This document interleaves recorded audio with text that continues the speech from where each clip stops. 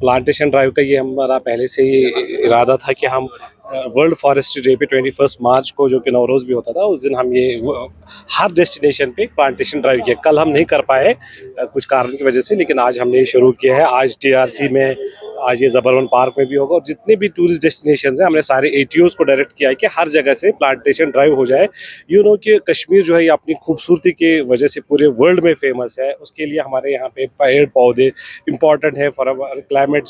जैसे कि हम दिन ब दिन ये सोच रहे हैं कि हमारे विंटर्स डिले हो रहे हैं, स्नोफॉल कम हो रहा है, और जो कि हमने साइंस में भी पढ़ा है कि प्लांट्स जो है इंपॉर्टेंट सोर्स ऑफ रेनफॉल है, ऑक्सीजन है। और दुनिया भर में क्योंकि ट्रीज़ काटे जा रहे हैं, इनको प्रिजर्व करने के लिए हमने एक इरादा लिया है कि हम पूरे डेस्टिनेशंस पे एक प्लांटेशन ड्राइव किया जाए ताकि हम ट्रीज को कंजर्व कर सकें। मैं आपके माध्यम से ये क्लियर करना चाह रहा हूँ कि कश्मीर के टूरिज्म पे कोई इफेक्ट नहीं पड़ा, चाहे वो महाकुंभ हो या डिलेड स्नोफॉल हो। अगर आप इस टाइम भी किसी भी होटलियर से आप गुलमर्ग में पूछेंगे या श्रीनगर में पहुँचेंगे, फॉर डैट मैटर, कुछ दिन पहले I was speaking to hoteliers from Sonamarg, उन्होंने कहा कि सर ये पहला विंटर है जिसमें हमारा ब्रेक इवन हुआ है because of the inauguration of the tunnel जो कि ऑनरेबल प्राइम मिनिस्टर साहब ने किया था।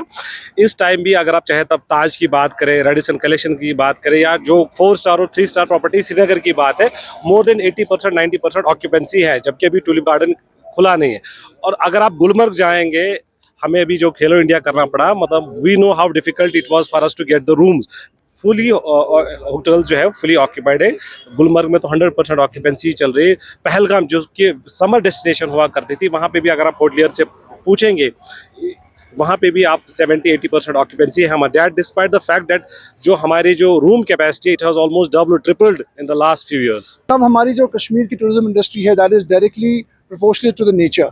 तो हमारी सारी इंडस्ट्री बेस्ड ऑन नेचर है, तो नेचर को प्रोटेक्ट करने की बहुत इंपॉर्टेंट ज़रूरत है।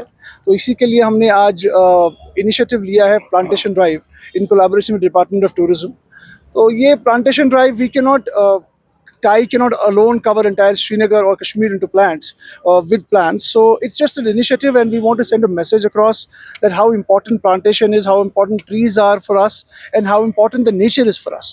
So it is very essential to understand that our tourism industry, our economy is directly related with nature, and if we lose the nature, we cannot get it back. The destruction will be irreversible.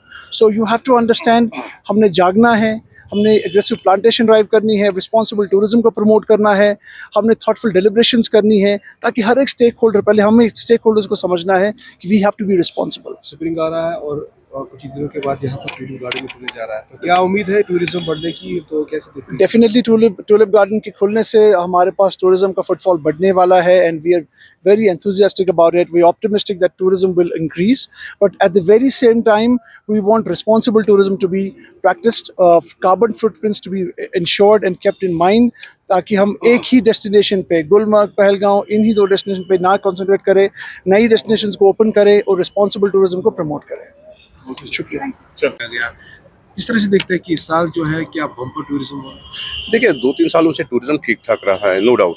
और एक tourist जो मतलब कश्मीर जब भी कोई अपनी छुट्टियां मनाने का प्रोग्राम बनाता है तो कश्मीर प्रायोरिटी पे रहता है।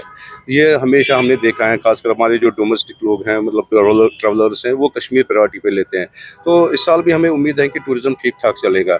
आपने टनल की बात की, अच्छी एक चीज़ है, क्योंकि लोगों को वो उत्साह देखने को मिलेगी कि वो भी टनल के लिए भी कुछ लोग, हमें अभी भी क्वायरीज आ रही हैं कि टनल खुल गया है तो हम आगे भी जाना चाहते हैं। उसे लद्दाख जो है ये राउंड द ईयर डेस्टिनेशन भी बन सकती है, जहाँ पे अभी काम रुका है उसमें भी काम चलना चाहिए, अच्छी बात है। और टूलिप गार्डन की आपने बात की, टूलिप गार्डन तो एक अट्रैक्शन है ही है, तो बड़ी अच्छी बात है।